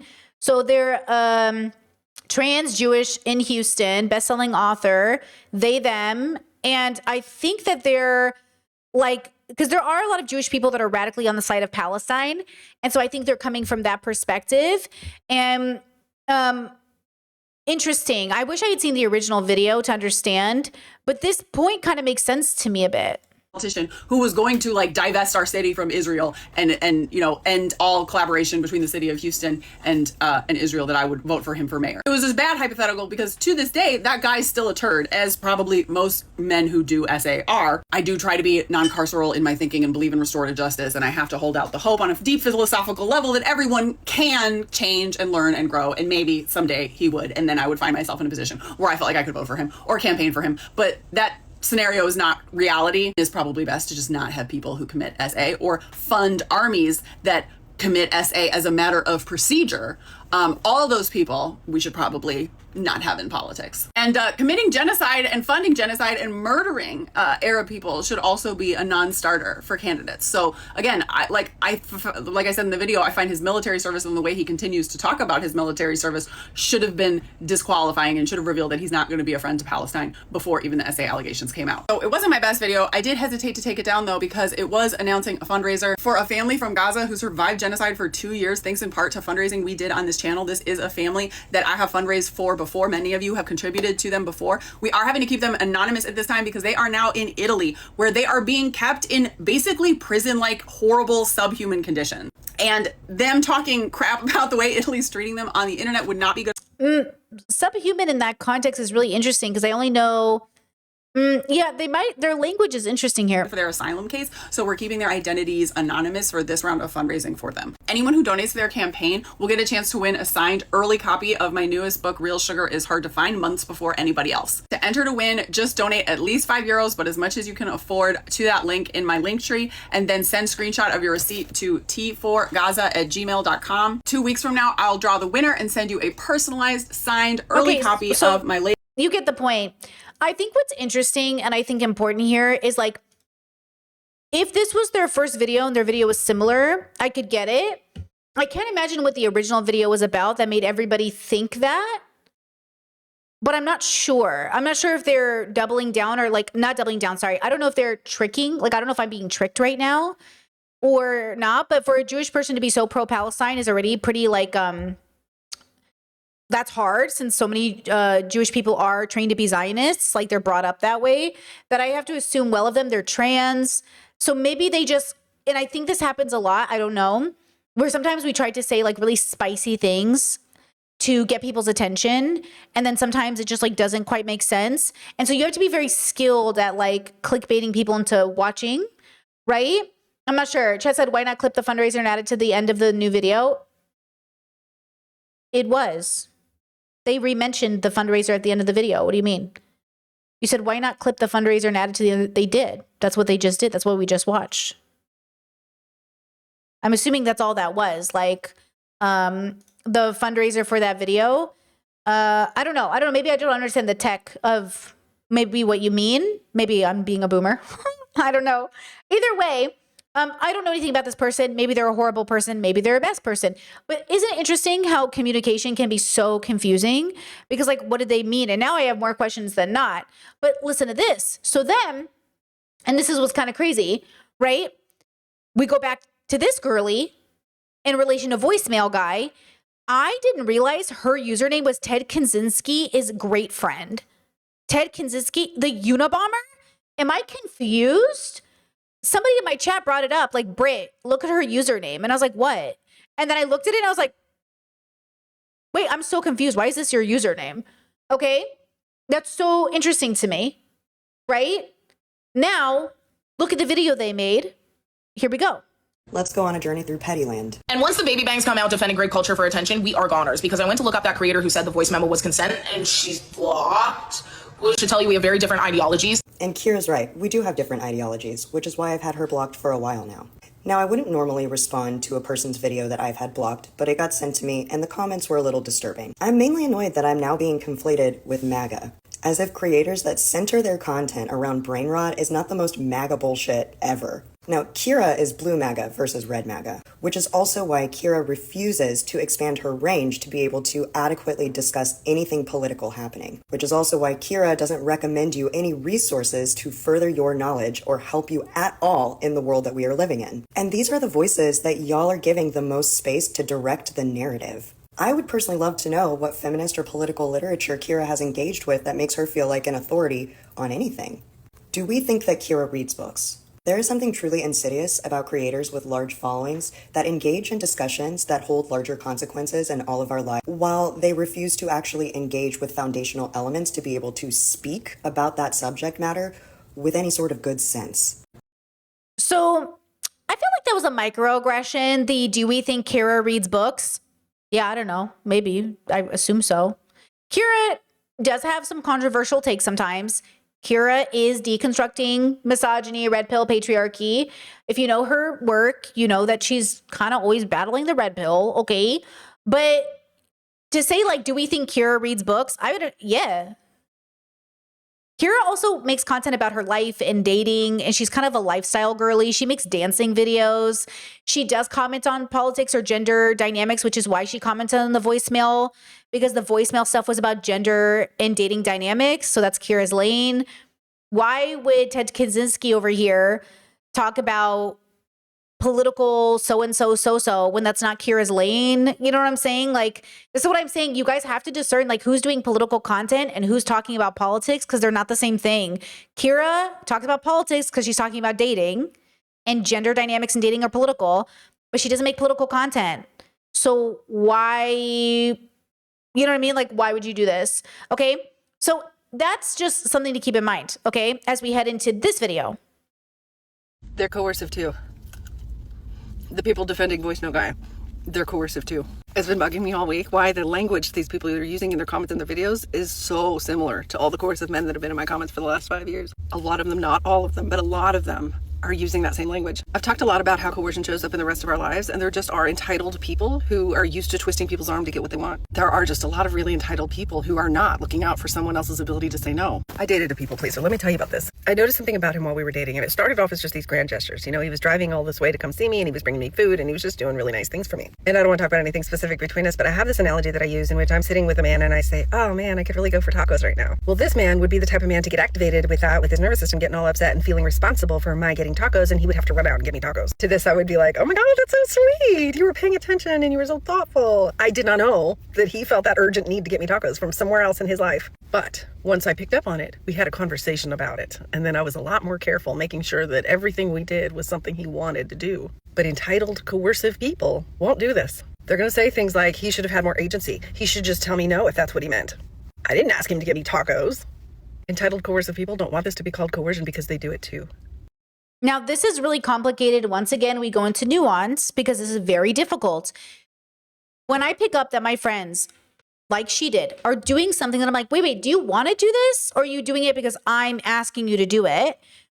It's because I have been in situations where I feel like, I don't want you to do this just because I want to do it. Like, it's not that deep. Like, but also it's deep that you feel a need to do this because I suggested it. So I always try to give people an out, not because I don't want to hang out with them, because I'm like, hey, this is my schedule. What's your schedule? Let's negotiate. That's why I always say everything is in relationship too. This is a relationship conversation. We are in relationship to each other. I don't just mean romantic. I mean, we are in a relationship. So Voice Note Guy wasn't in relationship to this girl, right? He calls her or leaves her a voice note saying, hey, I know we talked about this and you weren't into it, but I know you invited me over for our second date, but if I'm not going to have sex, why am I coming over?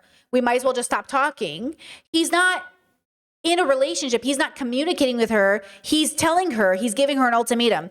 Either we're going to have sex or we're not hanging out and I never want to see you again. That was the ultimatum. That's a bad person. So for Baby Bangs, Ted Kaczynski over here, for her to say, and I love Baby Bangs. Listen to me when I say this. As a curly-haired girly, if I could have baby bangs, I would have them. Okay? I would have them. But if Ted Kaczynski over here wanted, was making the original argument, this is consent, that everybody needs consent, that this is going to help save people from rape, it's not. Because again, a man telling you, oh, hey, like if I come to your house, like I'm going to stab you, and you say, don't come to my house, that's not consent. That's not, oh, at least he saved her from having him over. Because, and then the worst part is women trained under patriarchy are made to feel like, oh my God, like that Kaczynski said over here, this is great communication. So then the woman, so she would probably be like, oh my God, come over. Thank you so much for asking. Now the woman who maybe is trained by patriarchy, who hasn't done the work, is going to say, okay, so he's being honest and open communication. I watched this TikTok by this girl and she said that this is good consent. I'll invite him over. And then everyone, even in my comment section, I had to block this person. They said, if she invites him over, expect to be assaulted. That's her fault. I screenshotted that message and shared it to the Discord as evidence. This is exactly what I'm talking about. This girl thinks his communication style will save people from being raped, while other people think you deserve to get raped if you say yes to him coming over. And I'm saying that's the point. This is a bad man. This voicemail guy is a bad man. Because what? And that's what I'm trying to explain to you about communication. So if you care about people, you will learn how they communicate, whether you're autistic or neurotypical. We're going to talk about autism now. Whether you're autistic or neurotypical, if you care about people, you will learn to communicate with them. So if you're in public service or you work a public facing job and you're like, well, it's not authentic to say I'm having a good day, so I'm not going to, you're just trauma dumping on people. Okay? I know as a person who's been around a lot of neurodivergence, sometimes I'll tell them, hey, I love you, but you overshared in that conversation and you made everybody uncomfortable because you were trauma dumping and like you need to like rein it in. And they'll be like, oh shit, you're right. I think in that moment I was activated and I was oversharing. And I was like, you're not a bad person, but you need to be self-aware and introspect on that moment because it wasn't appropriate what you put people through in that moment. They go, oh, okay, thank you for telling me, and so on and so forth. Like we move past it. But if you're like, no, I'm authentically this way and I want to be able to communicate this, yeah, you're not going to get anyone like you can't. That's not good. That's not good community. That's inappropriate. You don't know this person. This is a stranger. They did not consent to this conversation. So this goes back to the voicemail. I did not consent to being talked to this way is a argument I brought up, and people are like, Brittany, you can't consent to how you're talked to. Yes, I can. This person did not consent to you trauma dumping on them. This person did not consent to you, coming on to them in this way. There are appropriate ways to communicate that make sense for the person in front of you. And yes, a part of it is you don't know, so you can ask, hi, I saw you walking. I hope this isn't too forward. I wondered if you would be open to going on a date. I saw you have a tattoo of One Piece. I also watch One Piece. Maybe we have something in common. Maybe we don't. I don't have much to go off of, but what do you think? And if they're like, oh my God, thank you so much, I'm not interested. You go, okay, no problem. Straw hats for life. Peace out. Then you walk away. Or if you're like, well, I took the chance and she still rejected me. What's the way I can do it to get a guaranteed yes? There is no way to get a guaranteed yes. There is absolutely no way to get a guaranteed yes on a job interview, on a date, on anything. And living in a world where people sell you courses online saying, I guarantee a yes out of a girl is fucking manipulation and bullshit. You're not a salesperson. You're not trying to sell somebody a product. And the fact that you are dating that way is disgusting. Okay? Okay. Look at this TikTok from this autistic queen over here. About the voice memo thing. This is a video that belongs in a DM conversation about the voice memo thing, but I have to say it out loud. One of the reasons that I stopped making autism content is because autism is a neurodevelopmental disorder characterized by social deficits, and it caused significant negative impacts to a person's life and distress in their life. And if you don't like that language, you can go argue with the DSM-5. I have noticed that in order to be a successful content creator, you have to take what is a neurodevelopmental disorder that fucks up people's lives, and you have to cutify it and make it quirky and defame it so that it can be consumable as a product that makes people feel seen and gives them hope. And that is why if you go into the search bar and you try to find content about autism in 2026, the majority of what you're going to see is young white women who are self-diagnosed with low support needs autism. And what I have seen in this voice memo conversation is people who are building a brand off of having like cool girl autism, essentially, defending voice memo guy. And they're using the fact that being autistic means that they prefer direct communication to not engage with how nasty and dehumanizing that guy's voice memo is, which I'm sorry, I have to point back to the autism. It is characterized by social deficits. Those social deficits, what that means is that when you're in conversation with people, you often don't see more subtle social cues. You miss those things. And some of the subtle social cues that autistic women tend to miss are ones around sexual coercion and abuse. Autistic people, autistic women in particular, are far more likely to be in domestic violence situations because the nature of autism as a neurodevelopmental disorder characterized by social deficits means that you don't see the fucking red flags when they're raving in front of you. And guess what? Allistic people, they can often recognize that we are autistic and that we're going to miss these social cues, and they prey on us. In the case of the lived experience of an autistic, I will just say right here, even if they don't know you're autistic, they're reading something about your good faithness, which I think has been my issue my whole life, is I just think so well of everybody. So I have been radically practicing, like, I think well of you generally, but I also don't trust you and I'm not obligated to, because I do think in the past, especially men, have absolutely seen how good faith I am. You've seen it with streamers. I'm so good faith with people that I assume, like, yeah, like I'd hope you're a good person, that I do allow people to, I sort of like take advantage of it, but also I don't want to come across like Brittany just, because, you know, if I go really harsh on patriarchal men, it's like Brittany hates men and Brittany just like, she has trauma from men and it's because Brittany has problems with men, versus like, you're just a shitty person. You're just a literal fucking asshole. And that's why I say, like, there has to come a point where we can say you're a fucking asshole. And you can't sit here and go, oh my God, like you have such problems with men. But I like people. I think people are amazing and wonderful and interesting. Do I also think you're exhausting and annoying? Yes. But I also think like people are pretty fucking cool. And so I'd like to think that, you know, I think I'm a really optimistic, well-intentioned person. And also, right? So I think that's a part of that autistic experience for me. woman, that's going to manifest as men doing shit like what the voice memo guy did. And you being in just shitty fucked up relationships, and the lived experience of autistic men that looks like y'all getting targeted for recruitment into the military and into religious cults, and also into organized white supremacist groups. Okay, there's a whole thing within the alt-right called weaponizing autism, where they purposefully prey on autistic people who, one, they have a whole bunch of trauma of a lifetime of social deficits, of being isolated, of being bullied, of feeling like they aren't special, that nobody cares on them. She made a note saying, I'm derailing this conversation, hoping y'all will see the parallels in how men talk to pick-me's regardless of gender. This is a script for how autistic people get groomed and abused. They are looking for that weakness, and then they fill you up and say, oh, actually, because you're autistic, you're really the next step of evolution. You're actually better than everyone else. That focus makes you smarter than everyone else. The fact that, you don't have any problems with like understanding social cues or emotional reciprocity. That's just you being like stoic and intellectual and strong as a person. That's the sort of shit that they tell men to trick them into white supremacist groups, the military, and religious cults. The shit looks different when it's directed towards women. Directed at women, it looks like the patterns of domestic violence and sexual coercion. Okay, I'm sorry I had to say that. Apologies to people who put this video in 2x speed. I know I'm talking real fast because I don't want to have this fucking conversation. I had this conversation like 4 years ago. Y'all can go find that content because no one listened to me then, and I lost my mind, I lost my home, I lost my money, I lost a couple fucking teeth. Trying to explain shit to people to help them, but they don't want to hear it. You don't want to listen, you just want to dance. So go on with your bad self. Look, I don't know what the girl is going through, but I think she made a lot of really great points here. And I think there's a lot here that we do have to talk about, because I think it is layered. And this is why I say you have to liberate yourself. You cannot wait for the world to figure it out, because the world is 8 billion people of figuring it out. You owe it to yourself, I think, to liberate your spirit from these systems of oppression and to examine the world for what it is, to have a symbiotic relationship with the world, and to do your best. So again, my levels, my philosophical framework is your introspection level as it relates to you, your relationship with self, and your relationship with everything outside of self. So who am I, Brittany, when I'm alone? Who am I in this body? Who am I in relationship to this gender? Who am I in relationship to this life? And then who am I, Brittany, as a community member, as a partner, as a sister, as a sibling, as a child, Who am I in relationship to? Because these are all different versions of self. This goes into the philosophical conversation about authenticity.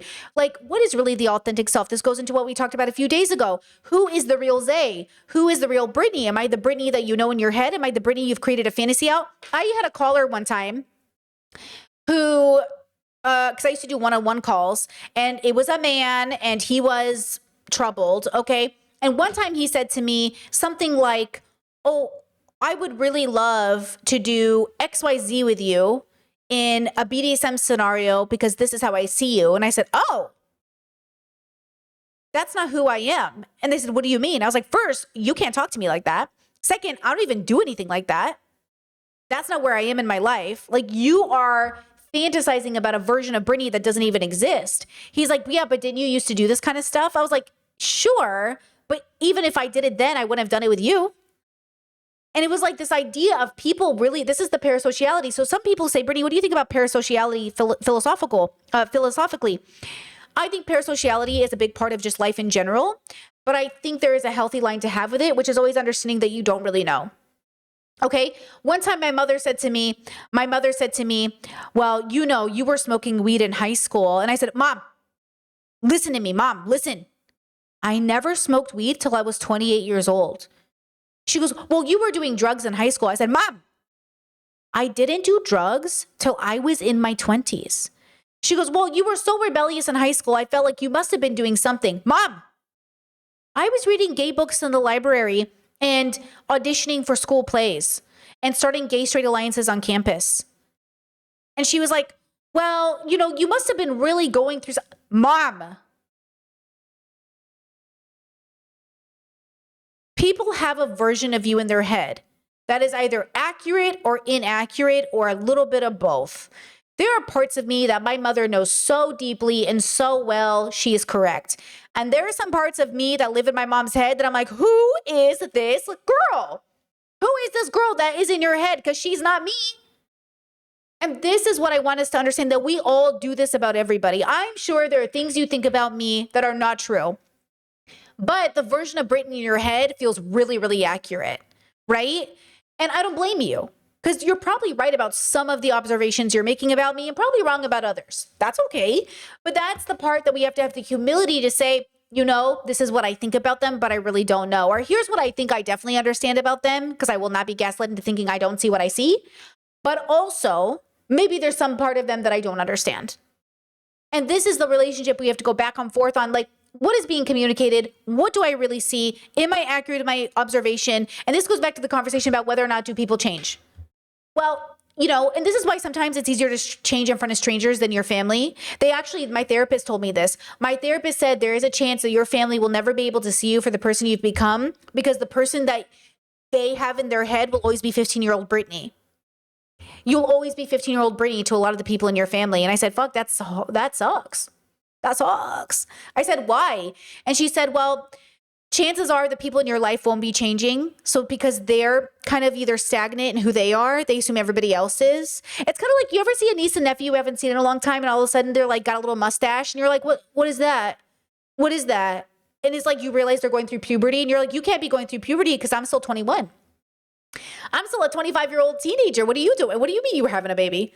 You know, it's like that. It's like sometimes we forget that like life is really passing by for us. We're really getting old. And therefore all the world is also aging along with us, but we forget. So we think people are still kids, or people are stuck in who they were.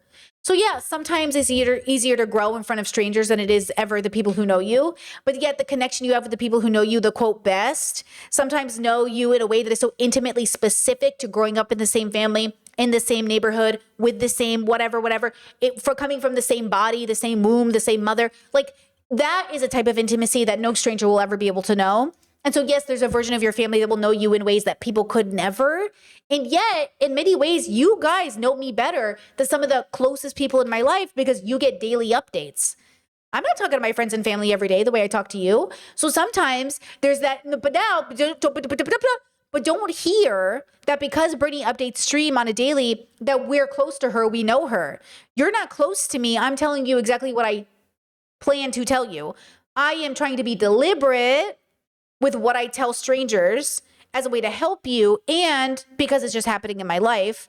But, you know, it's a little different at the same time, because, you know, I also can trust to tell you stuff because you're progressive versus I can't trust my mother to tell her everything because she's not progressive. So then you know parts about me my mother doesn't, because this is a safe space to share my thoughts with you about politics or about other things without it becoming a fight. Well, sometimes. most of the time. Wait. Okay, so on occasion, it is a safe space to tell you my thoughts without it turning into a fight. But, you know, so again, when we're doing all of this work, that's a big part of it. Now, of course, this comes down to also talking. You know, I've really been struggling with some of my younger brothers to get them to talk to me. Because I'm like, hey, if you don't talk to me, we'll become strangers one day. And they're like, nah, bro, like, I just don't want to talk to you about it. And I was like, I know, but if you do that man thing where you lock up, you put up a wall, you don't talk to anybody, now we're all 45 years old and I know what the fuck's happening in your life because you're not telling anybody. And they're like, I just don't want to fucking tell you, okay? It's like private. I don't want to talk to anybody about it. Okay, but again, I don't want to hear you complain in 10 years about nobody cares about me and nobody's talking to me. I'm giving you an avenue. When you're ready, come talk to me. But I don't want to hear any fucking complaining 20 years from now that nobody ever cared about me, nobody asked about me. I'm asking. Tell me. And I'm going to continue asking. Okay, every time I talk to him, hey, how are you? You want to tell me anything? Anything on your mind? You going through anything? You want to, you know? But that's the why I say it's a relationship. You have to be self-aware enough to say, you know, because I hear these men, so many of these men go, nobody cares about my feelings. Nobody ever asks me how I'm doing. But here I am. Here are the women in your life. Here are often the women in your life asking you how you're doing and you're not saying anything. So please be self-aware enough to say, you know what? People have been asking me how I am. And it's time I choose with wisdom who to tell. It doesn't have to be me, but another sibling, another person, you know? So we have to make sure that we're available without pushing, that we make sure they know, and we are not, like, you will not walk all over me and say, oh, you know, I'm telling you, I'm available. Don't in 20 years gaslight me about this. And also I love you and, you know, whatever. So it's a balance. But I think that's the thing that people have to contend with, is that language isn't universal. We can struggle. Not everyone is being manipulative, but not everyone has done the work to not fall on bad habits or to deconstruct their upbringing. So sometimes we do mimic how we're raised. So that goes back to that original TikTok I showed you about the woman bragging about how she was snarky with her niece. Instead of explaining to her 5-year-old niece to give her niece a skill, she instead robbed her niece of a lesson. She thought she was teaching her niece a lesson, which is probably a lesson she learned from her parents or her aunties and uncles. But really what she did was give her niece no direction or understanding of how to ask for a bag of chips. Auntie, may I have some chips, is how you would teach a young child to ask for something. You know, if my niece and nephew said, oh, Auntie Brittany, like, well, first of all, I think the dilemma is, like, again, just culturally speaking, West Asian people feed people. We never deny people food, ever. That's like kind of what we're known for. We always keep food in our house in case somebody comes over, literally. So the idea that, like, that, you know, isn't a part of your upbringing, that's something we have to deconstruct. And maybe that's part of that individual American attitude.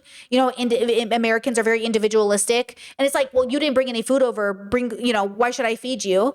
Versus, right? And that's also part of a budget. You know, you want to talk about a budget, keeping a budget separate for just when guests come over. You know, so all of these things have to be deconstructed. All of these, you know, all these times we think we're teaching our kid a lesson by making them sit in the corner or look at a wall or spanking them or sending them to their room hungry. How many people send their kids to their room hungry and call it a lesson? You know, so we have a lot to deconstruct, girls. We have a lot of family stuff to deconstruct. You can't wait for the system to right itself before you ask yourself why you're sending your kid to their room starving. And that's why I say you got to go to therapy. You got to do the work, because it's not just the system that traumatized you. It's also your parents. It's not the system alone that traumatized you. It's your upbringing. You know what I'm saying?